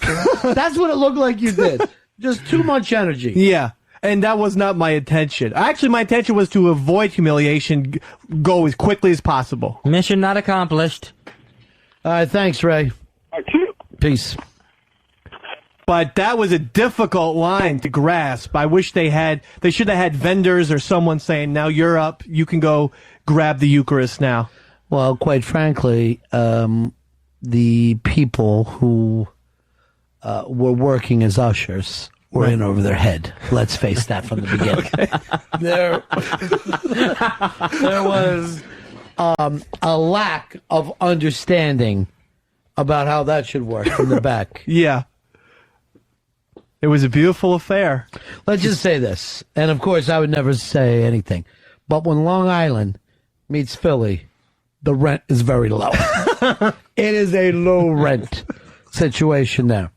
And some of those brothers in their monkey suits, I mean, you could dress them up, but they're still going to act like that. And that's why you, in the middle of a beautiful affair, committed a mortal sin. I just don't think I almost yelled stop to the priest as he was laying it there. No! Slap it out of the priest's hand, the Eucharist goes flying. But my mom has never said this to me. Now, my mom would be very strict on, do not eat 45 minutes before Eucharist. That was her big thing, but she never said anything about confession. I never heard the 45 minutes. I heard the whole morning. My mom was 45 minutes. See, this is what you got. That's why you would get this done on a Saturday, then you don't eat Sunday morning, and then you take communion. That's why you could not have your pancakes before church. You had to have them after church. Right, but we would, if we went to like the 11 o'clock mass, which we had, my dad would make us pancakes at 8 o'clock in the morning. Brian, you're in the run. But see, I couldn't play around in your mortal sin family. They're too much for me. Brian, you're in Ron and Fez. What's going on, bud? Yeah. I wanted to ask you, Ron. I personally, I believe in God and Christianity and all that, but I just believe that organized religion is a cult. I wanted to get your take on that. Well, obviously, I've stated this thing enough times to let you know that I agree with that. Yet, having said that, there is something about tradition and ritual that is important to human beings. And the entire Catholic Mass itself is based on ritual. Mm-hmm. It's based on doing the same things over and over. The closest thing that you could think of to it is like a military ceremony. For you people that aren't Catholics and you just have these crazy, wear sweatshorts to Mass Protestant deals, you don't understand the formality and ritual of a Catholic Mass. Now, maybe it's because I was there from a baby on, but there is a feeling that I get when I return to that maybe doesn't even have anything to do with, a spiritual thing of God. You know what I mean? Maybe it's just about tradition and ritual itself. And I do think that there's some importance to that for human beings, Yeah. And I wish it would be, to me, some people, faith comes to them very easily. Mm-hmm. It doesn't to me because I'm like, well, what about this and what about that? And it gets everybody all upset. But I do see the benefits of ritual, just like there are problems with rituals as well. You know what I mean? Just like if you start to do that stuff and you stop thinking, it's not positive for a person. Well, for me, it's like, it's not a mystery. I think that God puts that good feeling in my stomach, like every time I go back. See, that's what I don't want to think like you. I don't want to be there and say God put something in my stomach. Did God tell you to run? Well, I know. I don't think that's a coincidence that you go into church and all of a sudden you're feeling good. I think God has something to do with it. Jimmy, you're on Run and Fez. Hey, guys. Yeah. Very interesting topic. Ron, I think the problem you mentioned earlier, a key component, body, mind, and soul. I don't think the problem is your soul. I think your soul is clearly connecting. Your soul wants this. If you're going to say your soul is your emotional or whatever you're feeling, right. Your gut is, I think it's your mind. And religion is just impossible to intellectualize. And that is why they call it faith. Oh, okay, but let me tell you something else. Because just the same thing that you and Dave are thinking about, right, and saying this feels good, it also would have felt good to be at a Nazi rally and to be connected with other people and everyone throwing the hand out at the same time and the legs at the same time. And there's a humanness to that, you know what I mean? There's a sense of belonging that even though it feels good, I'm not sure it's 100% positive. But the church is asking you to reflect about God. And if you can go in there, be part of the Mass, but then also think about God, I think it can only yield good things. And when I think about God, I go in these other directions. I think, why would God need this large corporation? Why would, I look around here and I see this beautiful building and gold and all, and think, wait a minute, what if we sold this and helped poor people? Yeah. So, again, when you ask me to think about God, I do all the time. Right. I think about being connected to the universe all the time. And it's very little about what I'm talking about with you now, though. There is an emptiness that you feel connected, maybe just to doing the things that you did when you were a little kid. That's what I'm saying. Right. Maybe I would have felt the same way as if I would have, sat down in the living room that I was raised in. Maybe that would have felt the same way. Here's our good friend G-Vac. G-Vac, you're on Run and Fez. Good afternoon, guys. Catholic school, my whole life, born and raised. And the thing I find interesting is my sister has 3 kids. I have 2 nephews and a niece. And she has decided, even though she hasn't practiced in years and years, she's going to raise these kids Catholic school, first confession. And now she considers herself a Catholic, much like Dave. So, I asked her, well, how do you feel about divorce? Oh, I'm for it. How do you feel about gay marriage? I'm for it. What do you think about abortion? I'm for it. I'm like, you're not a Catholic. You don't get to pick and choose which rules you're going to follow. Right.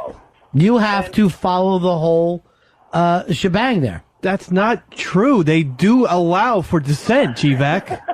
They do. It's written in Not the on those papal- things. Not on abortion. I totally agree. Not on abortion, but on some of the things, they've never made the stance of, homosexuality.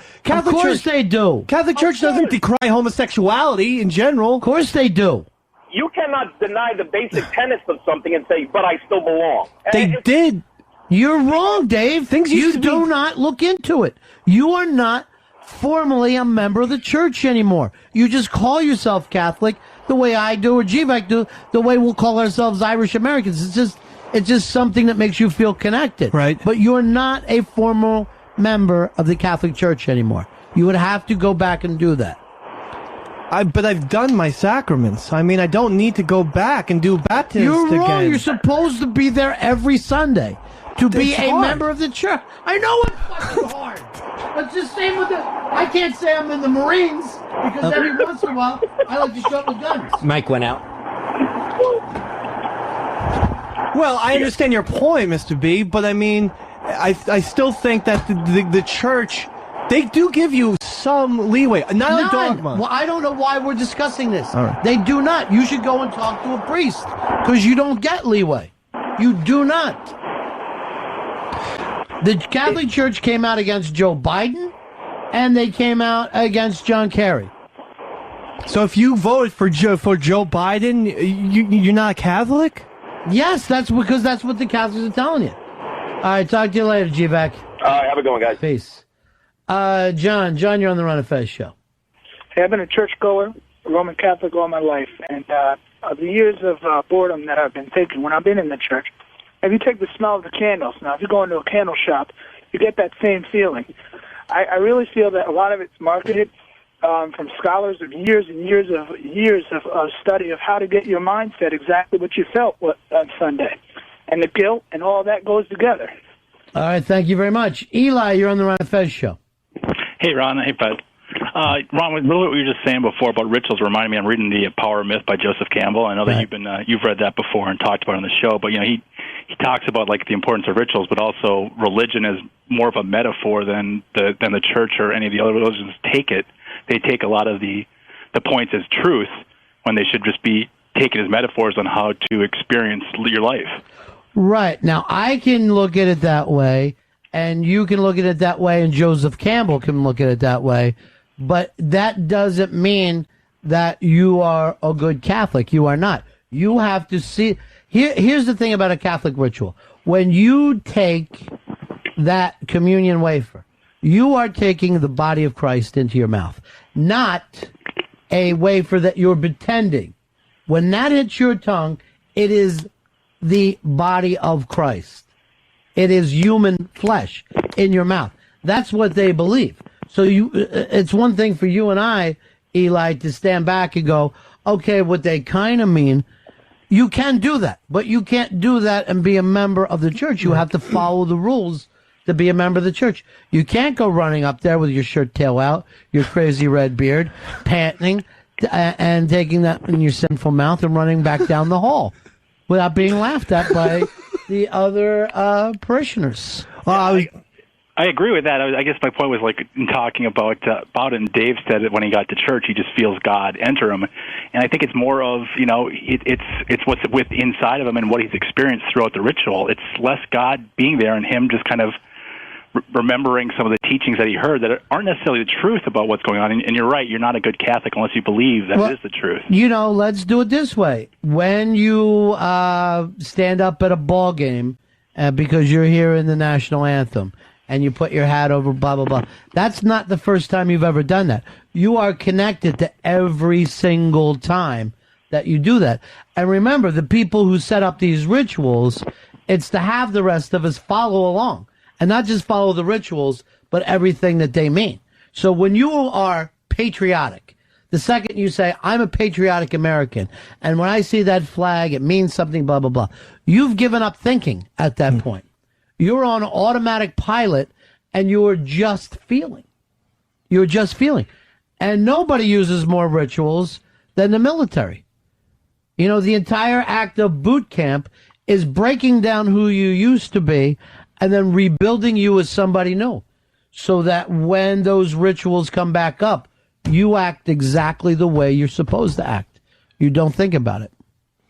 But in a way, I think that's what makes me somewhat of a better Catholic, is that it's not just rituals for me. I like the entire religion. Now, I don't go to Mass as much as I should, but that shouldn't make me feel like less of a Catholic. Have you discussed this with a priest? No, I'm going to. I mean, I'm going to take your suggestion very seriously, because I would like to talk to a priest about it. And just say to your priest, here I am. I consider myself a great Catholic, but I haven't baptized my baby. That's the biggest fucking thing we have to do. Right. Is to baptize the baby. That's the biggest thing. But that would make my baby not Catholic. That's not an indictment on me. Absolutely, it's an indictment on you as a Catholic. Well, what the I mean... What, do you think it's the baby's fault? Well, no, but I mean, how can I be responsible? If the wife doesn't want the baby baptized, well, I'm not going to force it, but that doesn't mean I should go to hell. So you want the baby to go to hell and not you? Well, look, I said this before in the air. When I went to the church one time and the baby was in my arms, I put holy water on her head and baptized her myself. Did it burn? You know why? That's like saying that a Protestant, a gay Protestant could go in there, drink a glass of holy water, and somehow be saved. That's not what it's about, David, and you know differently.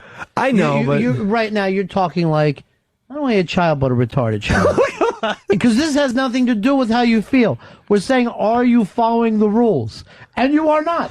The fact that you do not, that you have this pagan baby without religion at all, that's breaking the rules. And we've all done it. Okay, I totally agree with you that I am not following each and every rule to a T. But in the bigger picture, I think that as long as you believe in most of, and as long as you believe in the dogma. Just please stop. Mikey, you're on Run and Fez. You don't believe in the dogma or else you'd have a Catholic baby. That's what I'm trying to tell you.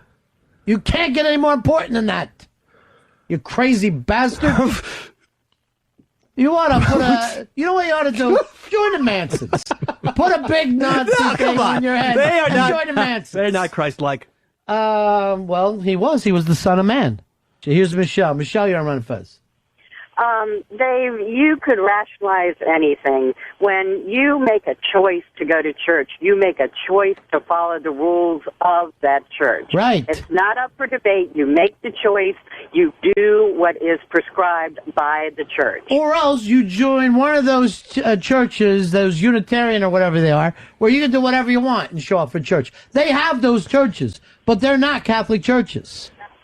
My theory is that even the Catholic Church allows you to bend a couple of the rules. Not the main rules. I agree with you, Ron. But some of the rules. Some of the less important rules. Church every week. I'm not going to be Lou Gehrig of church. And I don't think the You're Catholic not even Church... close to that. You're showing up 3 times a year. 3 times a year. Right. One of them is a wedding. You've even admitted this. Yes, I know. So But you're not part of it. If I could give you an analogy. No, I don't want your analogies because you're wrong. They're insanely wrong. Alan, you're in Run and Fez.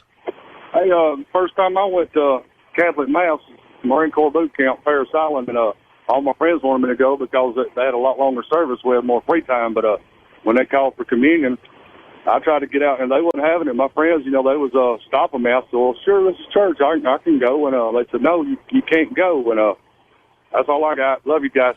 Thanks, Alan. There you go. There's the story right there. There's the man you should believe it. Your friend should have tackled you. He wasn't Catholic. Alan shouldn't have gotten communion. All right, let me give you a metaphor here, right? Okay. Let's suppose you belong to a group. This group is called American Express, right? Right. And you're supposed to make payments every week. You make 2 or 3 payments a year. And then you try and go and use that card. What happens? They say you're not allowed to be a card holder anymore. Because you haven't followed the rules. Pay the bills, right. You do not follow the rules of the Catholic Church. You don't. Now, I'm not saying that's a horrible thing. I'm not even saying it's a mortal sin. I'm saying they say it is. And yet you feel like a Catholic because when you show up every once in a while, you remember when you were a good Catholic and you feel good, like, oh, I remember this. Yeah. And that's what started this conversation. I said that even though I have the views on organized religion that I do. And unlike you, I don't come about them lightly. I've really given them a lot of thought. Even knowing all that, when I walk into that church and I see that place, there is a part of me that misses that connection. Mm-hmm. That connection does not feel the same as when you act like, oh, I have a personal connection. I have my own connection to God. You miss the fact that not only the rituals, but you miss having other people who are following the same things, right, the same rituals as you. And that's what really makes it ritual, when it's a shared experience with others. That's something that you come in and out of every 2 or 3 years, carrying your Jewish baby upside down, running down the. She's not Jewish. Jew. According to the Jewish law, your baby's a Jew. She has a Jewish mother. Now I saw, and I'll tell you, watch the new Iconoclast with what's his name, Mayer, the comic. Bill Maher? Bill Maher, right. Bill Maher, the comic, is on there with the great Clive Davis. And he brings up the fact that his dad was Catholic and his mother was a Jew. Mm-hmm. And he even followed the Catholic religion, but the Jews say he's a Jew. He's a Jew. And he said at the time, when his parents got married, which was, in the 50s. So we're only talking 50 years ago in the span of, 2000. That this was a bigger deal than an interracial marriage would have been at the time. Those two things It was a gigantic big deal to be a Jew and Catholic. Something that you thought to yourself, this means nothing to me and my wife. Let's get married at the Hard Rock and then do nothing with our baby. I'm just trying to let you know. Not that not to me, everything you're doing is fine. Everywhere the baby is fine. But to the real Catholics and the real Jews, you got a load of shit on your hands right now. You don't know what to do with it. Well, because my parents, like I said, are big time Catholics. They're not upset that I'm not, getting a child. They can't believe they've got a son that's with a woman. That's why they're excited. Now, here's the thing. You just said that the Jews decide, well, Bill Maher is a fucking Jew. Well, that's the point. Watch the language. Sorry, Bill Maher is a Jewish person, okay? That's my perfect example of why not every rule that organized religion says is golden, it should be adhered to. Just because the Jewish people say Bill Maher. You're talking completely different. You're now talking as an individual and not a member of the church. When it is a member of you're now saying, I'll take my own views and I hold them higher esteem than I do the church. I do the same thing as you. But then I don't go around acting like you are, like I'm a Catholic in good standing and should be able to walk up there and take communion. Or run up there like you were on a 5-hour energy. But there's the Catholic, the golden rule, okay? Treat everyone the way you want to be treated. So why is that rule so much bigger? And everyone knows that rule, but we're supposed to remember all these little rules and fucking... If you want to be part of that. Well, it's too much. It's too much. I agree with you. So don't go running up there taking communion at a full sprint like it belongs to you. But I was baptized. I went to communion. I got confirmed. I feel like a Catholic. Now I know. Look, I'm not going to say I'm the best Catholic. I'm not Pope John. You're worse. You're worse than anyone I've seen. I'm not. They have these contests? I'm not the worst. I'm not even probably a good Catholic. I'll admit that. But I am a Catholic. Absolutely. Just because I'm pro-choice. Whisper that to your Jewish baby.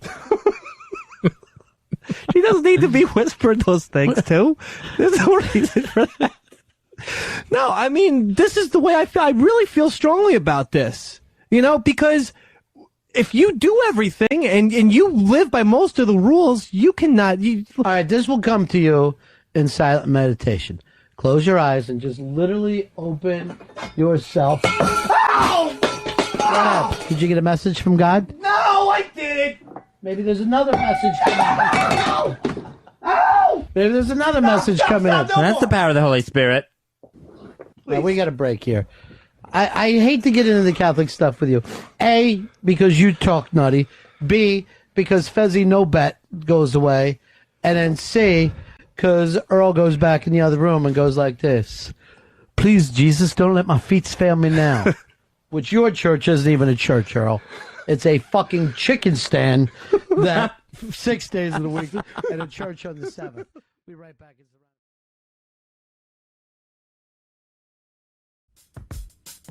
Yeah, I'm out at Brooklyn. Now I'm down in Tribeca, right next to the Narrow. But I'll be...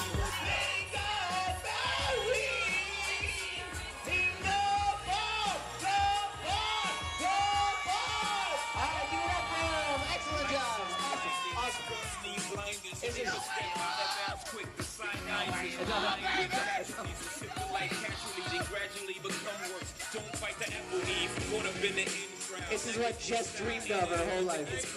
Now here we go. Good job, man. Good job. Fucking did it. We got married.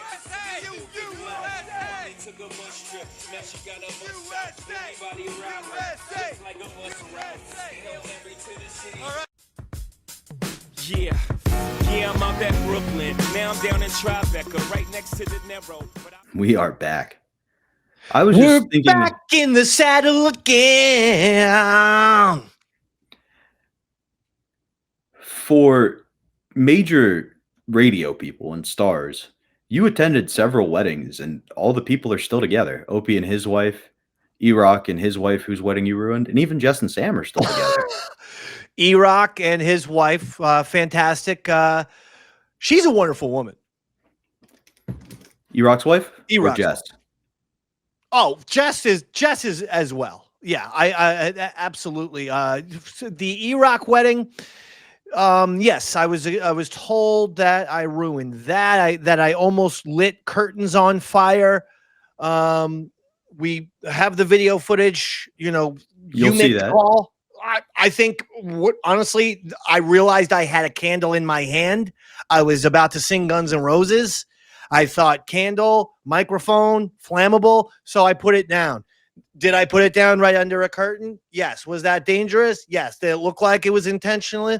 Yes. Did it look like I was trying to light Iraq's wedding on fire? Yes. Was I trying to set Iraq's wedding on fire? Yes. Oh, okay. Now, with Sam, he got married in a barn, and it was odd because it was it was beautiful. You just kept being like, why is there a woman up there with him? But like the reception was in a barn, which is kind of the cool hip thing, but then a lot of rap. Like I even got up, I attempted to get up and do a little karaoke and to do the Jay-Z song. In New York, here's the problem. Robert, I'm not even a fan of rap. No, you hate rap. I like to say, and trust me, no one has said this. Rap is crap. That's good, Dave. I've never No heard one that. said that, right, Robert? I've never heard it before, other than from you. All right. Anyway, for some reason I got so loaded at Sam's barn wedding that I went up during a Jay-Z song and tried to sing that, but that didn't go well. And then I just was like, "This is going to be the greatest moment of your life, Sam." And then someone did the old, I'm going to put my arm around Dave's shoulder and just grab, I think that was Sam himself. Take the microphone. That's probably a good move. I think we'll have thrown that video in if I can find it, so the audience will know exactly what we're talking about. You got to put in the Sam wedding and the Iraq wedding if we can find the video. Yes. Amazing. So this is about the Opie wedding. You maybe got confession, you didn't, and then we start to find out a lot about where everybody stands on religion. Yes. And you got to just see this by how everybody behaves. Earl sits out of it because he knows he has nothing to contribute. Pepper sits out of it because he has nothing. Fez is a Lutheran, so he kind of takes your side on all these loose ideas, which Ron points out really isn't helping Dave's cause. And your stance is you believe in Catholicism with a reasonable amount of dissent for some of the rules. And Ron's a strict Catholic, but it is kind of interesting to see how it plays out. We learn, like, you appreciate some of the dogma too. We learned you took your daughter one time when you were at Catholic Mass and snuck some holy water so you could baptize her. Yeah, I did. I absolutely did that. I took some holy water, put it right on the forehead, did a little sign of the cross and all that kind of thing. And it seems to have worked out pretty well for her. Yes. Absolutely. I should have tried it with Stanley. I was going to ask, did you try that with Stan? No, and that's why he's gotten detention 85 times in his elementary school career. Well, it's not too late. It's never too late. You're right. I better go over to St. Catherine's, get a little like an Evian bottle, and just get it. Even better. Just challenge him to a squirt gun fight and just fill it with yours with holy water. That'd be great. Yeah. And then pretend you're joking. Just be like, I baptize you in the Father and the Son. Yeah. Do a little super soaker. Absolutely. Oh, that's beautiful. And Priest did that during COVID. I don't know if you saw that. They had I didn't see that. Squirt Did they babies really? so they didn't have to get close to him. Yeah. Oh boy, that's weird. Yeah, no, that's definitely not right. Strange. Something everybody, regardless of their stance on religion, saw and went, that's not what should be happening. No. Except for maybe Earl, who's like, Just they had squirt guns with Jesus' time. Low rent is what it is. It makes me think of that Puerto Rican parade in Central Park where they were squirting the girl, in the bikini who was roller skating. Which would be fun because it was against her will. Oh no, I thought it was like a contest. Puerto Ricans are known for those type of contests. Anyway, religion. Yes. So your stance on it is kind of interesting. Now, the tradition is if the mother's Jewish, the kids are Jewish. You say you don't believe in that. Is that something you still hold true to today? Yeah. It's never made sense that any group just makes the rules. Well, that's the rule. It's not really the rule. I agree with you on that one. the other thing is you do get accused of being a holiday Catholic. Like you're there for Easter and Christmas, and that's about it. You self-admit to that. In terms of church attendance? Actually going to church, yeah. Yes, that's the truth. I will admit to that. Okay. But it's only because on Sundays, oftentimes we're doing the Davey Max Sports program. And I find that that's a very pious show. I would say we're pretty religious. Right. It's a very pious, solemn show. And so as a result, I feel like that's kind of my church service. But I do enjoy Christmas Eve Mass. I do enjoy that. It's one of the best ones. Yeah, I mean, sure. I'm saying I actually enjoy going these days. Well, you actually said that at the time too, that when you go, you felt like there's joy in your heart and things like that. I'll tell you my least. The thing is, it's like, if you go to them every single Friday, it's going to wear off. It's not you're not going to enjoy it, even if you're seeing different movies. By the 40th week in a row, you're going to be like, can we do anything different? Can we play miniature golf? Hell, can we just stay home and play video games? Like, I don't want to go to the movies again. And I feel that this whole, every Sunday you got to go to church. Is that the smartest move? They should build church like WrestleMania and the WWE. The Christmas Eve Mass, that's WrestleMania. Yeah. So in other words, maybe you say, show up to a Mass in October, show up to a Mass in November, and show up to a Mass in early December. But, and the priest is building up towards Christmas. I mean, that's fun. They literally do. Like they have different seasons to lead up to Christmas. So I wouldn't know. I don't go to church. Ordinary time. Then they have 4 weeks of Advent, which are like getting you in the mood for Christmas. And they have Christmas, which is like 3 weeks long. Wow. Then they go back to ordinary time for a bit, which is just like, the Raws that happen right after WrestleMania for a bit. Then you hit Lent, which is to get you ready for Easter. Right, and then it builds to Easter, which is like SummerSlam, dude. They built the calendar like wrestling for you. The other thing is they're not capitalizing on any of these digital technological advancements. When are we going to get a church video game? I mean, that definitely exists. It exists. Oh, yeah. We had Bible trivia growing up. No, not Bible trivia. Jesus, he goes on adventures in the jungle and shit. He's swinging on vines, trying to duck from snakes and like make it Pitfall, basically the old Atari game, only with Jesus. And then there's snakes and all this stuff. And we're going to say it's like the Garden of Eden, but it's like, this is after he has said no to the devil. And so everyone's out to get him. We can have a great time with this video game. Trust me. I got a lot of ideas up here. Okay. I was out. And then you described it. Now I'm in. And we should not air that part. Like, we should call some game developers right after this. Then we should call Mark Wahlberg. Because if you convince something Jesus is for him, he hops right in. He has this app that costs like $60 a month so you can pray with him. Oh, I have so many great Jesus video game ideas. Oh, you got to see Jesus the video game part 5. That's where he's got 2 shotguns for arms. He lost his arms in the 4th game. So instead, he gets double shotguns. The Evil Dead guy, like Ash from Evil Dead. But two arms of shotguns. Ash only had the one. Yeah, you double the power. See? I've always thought a video game would be fun where you have to be God and just like you're helping out the Israelites. And so like you help them get out of Egypt and then they build a cow and you're like, what the fuck? Oh, so then you got to punish them and then they get back on your side, like where you get to understand the strife from God. Oh, that would be wonderful. So all I know is they're dropping the ball when it comes to video games. These goddamn Catholics. Somebody call up Marky Mark. Yeah. I think of him as the quintessential Catholic. Mm-hmm. So I get where you're coming from. And it is kind of funny that you do lead your life in that way. Like with alcohol, you don't drink every night of the week. but when you do, you can have a couple. With religion, you don't go every week, but when you do, you lean into it and you enjoy the experience more. It's just kind Yeah. of like you live your Fair. life in that way. Fair. I watched you get defensive as I brought that up. You thought I was going to be insulting, but it was complimentary. Oh yeah, I did. I did think it was going to be insulting, but all right, fine.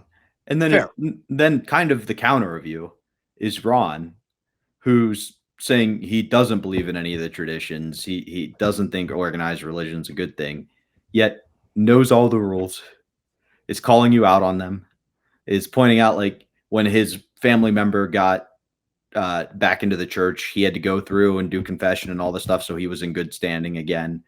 And it's kind of very interesting, like the two different perspectives there. The one guy who supposedly doesn't think any of it matters but plays by the rules, and then the other guy who thinks it all matters but doesn't play by any of the rules. Yeah, fair. And I think if you asked anybody looking at both of you, they'd say you're both good examples of Christians, which is kind of funny at the end of the day. Like you're good people, you're giving, you emphasize the beliefs of the religion. You know what I mean? It's not about like who goes to church the most or who knows the rules. It's about how you act at the end of the day. Well, I do believe in that. I do believe that there are too many so-called Christians who don't act very Christ-like and seem very angry. I get angry and I unleash my anger on the Davey Mack Sports Program or Modern Day Man or Tales from the Satellite. And then phone call with Rob.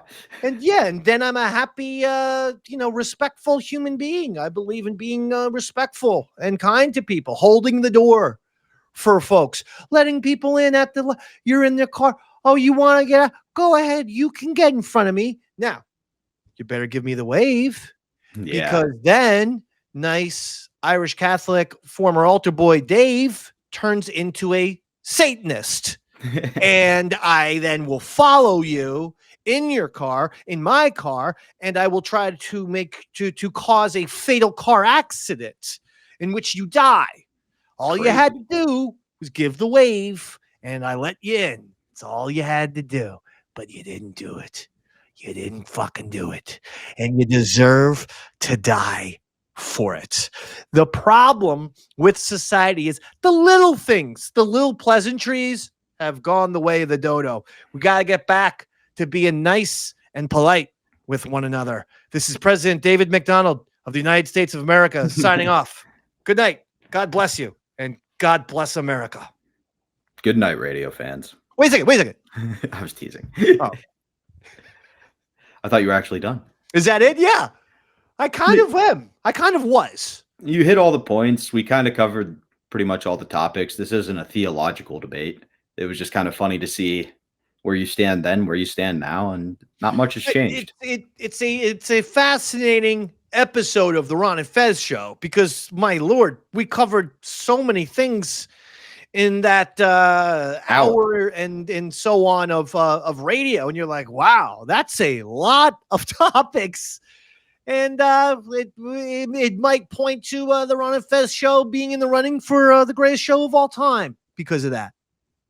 I can't argue with that. I remember this this guy telling me, this complete loser, complete hack, a non-talent radio guy. I'm not going to say his name. Carl Kraft of 95.9 The Rat, WRAT. Carl Kraft. He's at carl@wrat.com if you want to give him any emails letting him know how much he sucks. Also, the Facebook is at 95.9 The Rat, and they check the Facebook quite often if you want to deliver a bunch of messages telling them how much their radio station sucks, how much Carl sucks, and how much of, probably a closeted person, possibly a pedo, Carl Kraft is. But Carl Kraft used to tell me, Robert, man, only one topic per hour. Only one topic per hour, Dave. Because if you're given too many topics, people get confused. Now, we just talked about punching each other in the face, the Opie wedding. Yep. Earl Douglas's weirdness, and an existential discussion on religion. Were you confused, Robert? No, it was a pretty straightforward line to follow, which is the beauty of the Ron and Fez show. You guys Did you just find talk. it entertaining, Robert? Incredibly so. So was Carl Kraft right about you should only talk about one thing per break, or if the break is an hour long, one thing per hour? Was he right about that? No. No, And the he one wasn't. thing I've learned from you and from listening to the Ron and Fez show is rules like that are retarded. Like, right? Like anytime you have this is the rule you play by, it's like that's dumb and it becomes formulaic. 100%. It's the sign of someone who will never, ever, ever just go into fun, new territory. Just take a left turn and do something insane and wacky, or you just goofy and silly on the air. He's completely incapable of doing that on a fundamental level. Philosophically, he will only talk about one thing per break. And if the break is 1 hour, then you're only supposed to talk about one topic in that hour.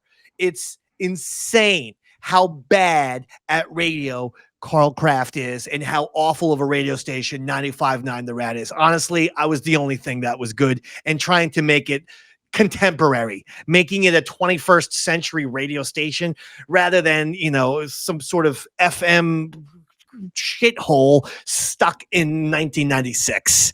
A lot of people go, what happened to radio? Why is radio failing? This is why. You play the same songs. You're lazy. You don't respect the medium as its own separate, distinct art form. You have no ambition to try new things. It's just the same old slop on radio. And then when it fails and they have to have layoffs everywhere, they go, whoa, I wonder what's happened. It's people like Carl Kraft of 95.9 The Rat. They are the people who have killed radio. But the good news is the online, the viral stuff, the podcasts, the Davey Mack universe, the Bobby T universe. We've never been better. Things have never gone so well. God bless digital technology. Thank you for supporting Davey Mack's Tales from the Satellite. I must tell you that. Thank you guys so much. This has been a great episode. Dave told you earlier, but make sure you're checking out everything he does in his universe, whether it be Davey Mack Sports Program, this here Tales from the Satellite, this Davey Mack and Son Wrestling Show. I just heard you guys had a hot SummerSlam episode that was released. Excellent episode. Critics are raving about it. Yes. They're calling Stan the next Nostradamus. Yeah, so Stanley Mack on the show had several predictions. We put it up on Saturday before night one, and he got several things correct, including Seth Rollins cashing in his money in the bank. I didn't see it happening at all. Stanley predicted it as if he was in the WWE writer's room. It was amazing. So yes, make sure you're checking out, you're subscribed, you're sharing. That's the key. You're liking, you're sharing. Modern Day Man with Aaron Bergen, Eastside Dave McDonald, and Bobby Tamburo. Make sure you're sharing all these things and liking all these things. We've never delivered better content, but we need it out there, and we need people talking about it. Thank you very much. Getting better all the time. Thanks for tuning in, guys. We'll see you very, very soon. See you.